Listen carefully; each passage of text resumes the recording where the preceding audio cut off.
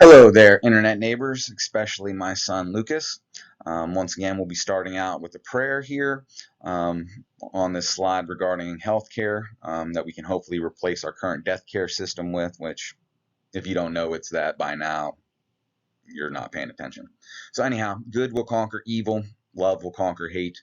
Manaz, in Lakesh, Namaste, Ubuntu, love. A little love goes a really long way.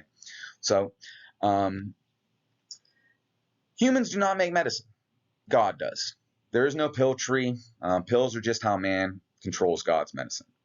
It either comes from a plant, a fungus, or another human, but like we synthesize things that we imitate from nature, but man has not manufactured out of thin air a single freaking cure for anything. Nothing has been cured by man. That is fact. Okay? You can disbelieve me all you want, but we just try and recreate what God does. Simple as that. So, and if you don't believe me, riddle yourself this. How is it that China and India, using more holistic medicine and fewer pills, so sticking to God stuff, how is it that they have close to 40% of the world's population on less than 10% of the land? Now, I've spent probably about 2 hours dicking around with Microsoft trying to get this to animate properly, but I hope, like, for every second I spent there, one of Bill Gates' descendants that he would have had will no longer be born, because I've had to go through and animate it in the old school way where I just like made a flip book. So I had that first slide and then I created this second slide so that you can see where I divided it into 5 sections on the top. 1, 2, 3, 4, 5, and on 5 on the bottom. 1, 2, 3, 4, 5. So that's 10. So, and if each of those 10 blocks represents 10%, if China and India have about 40%, that's 4 out of 10. So that means 4 out of 10 people live in this one little block over here down the bottom right-hand corner. So this is China and India. That's 40% of all the people. So everybody you know, like 4 out of 10 of them live in China or India. Now, 6 out of 10 of everybody you know, those people get to share the whole rest of the world. And that's the system. That's the system we have. And that's white supremacy. White supremacy like runs and dominates pretty much 90% of the world.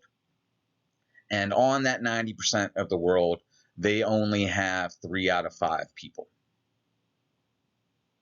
I don't know if you know anything about slavery, but there was a compromise about 3/5, and things are all connected. I think things like the shit is about to hit the fan, folks.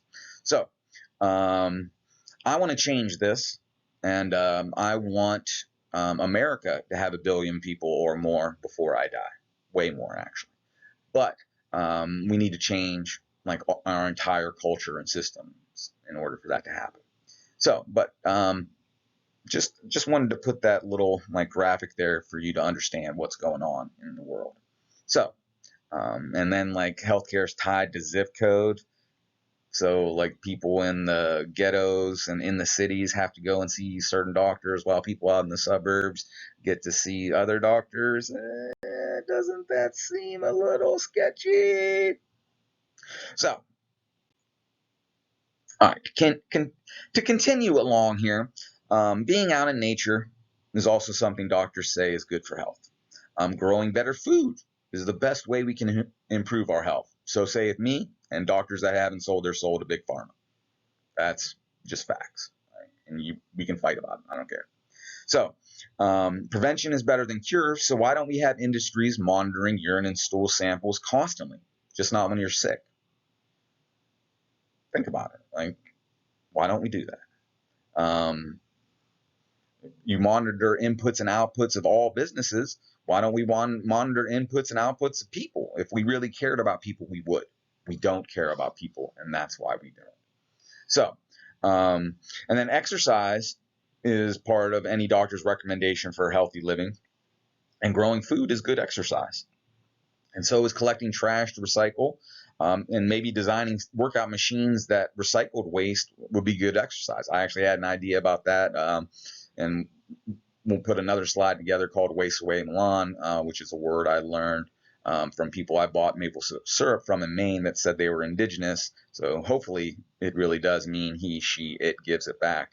But I want to take all this non-biodegradable plastic, grind it up, and stuff it inside of tires that aren't recyclable either, and encase them in hempcrete and build the empires that I talk about in my other slide, and build renewable energy bridges. Empires, in case you didn't watch the other slide, is for non-profit integrated renewable energy solutions, which essentially puts solar panels, wind turbines, and all kinds of other stuff into the bridge and under the bridge and the empty space that will be under a bridge. So a bridge pretty much will become a hill instead of a bridge.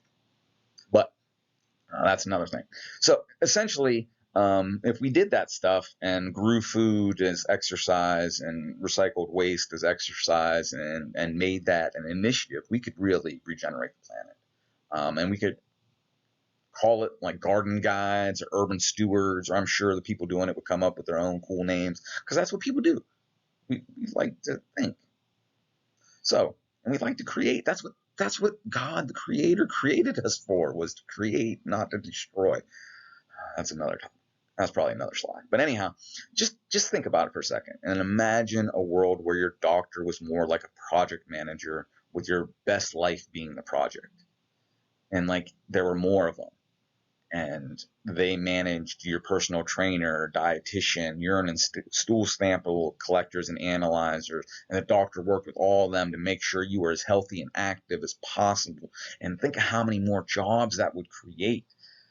And like, you don't have to be brilliant to pick up like pee and poop.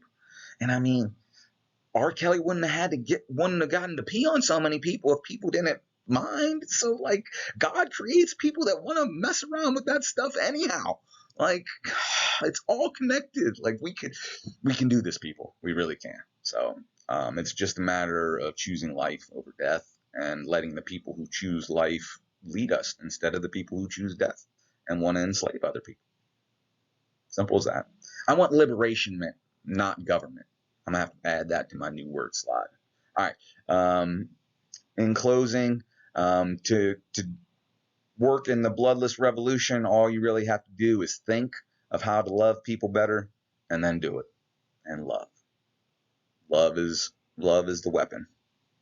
And I love you.